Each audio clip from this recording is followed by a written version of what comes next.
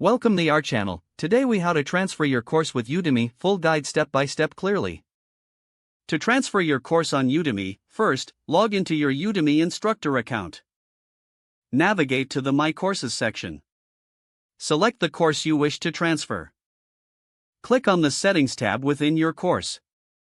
Scroll down to the Course Ownership section. Here, you'll see the option to transfer ownership. Enter the email address of the recipient you'd like to transfer the course to. Ensure that the recipient has an existing Udemy account. Confirm the email address to avoid any mistakes. Review Udemy's policies regarding course transfers for compliance. Click on the Transfer Course button to initiate the process. A confirmation prompt may appear. Verify the details and confirm the transfer. The recipient will receive an email notification on the successful transfer. They should log into their account to accept and review the course. Once accepted, the course will appear in their Udemy dashboard. That's it, your course has been successfully transferred. If the page does not load, refresh the browser or try again in a private or incognito window. Make sure you are using the correct email address, then retype it carefully to avoid small typos. If your password is not accepted, use the reset option and create a new strong password you can remember.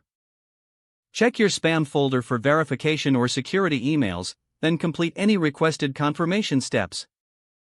Enable two-factor authentication if available to improve account security and reduce unauthorized access risk. After signing in, review your profile details so your contact information and settings are accurate and current. If you see an error message, note it down and try again after restarting your device and internet connection. Log out when you finish, especially on shared devices, to keep your account and payment information secure. If the page does not load, refresh the browser or try again in a private or incognito window. Make sure you are using the correct email address, then retype it carefully to avoid small typos. If your password is not accepted, use the reset option and create a new strong password you can remember. Check your spam folder for verification or security emails, then complete any requested confirmation steps.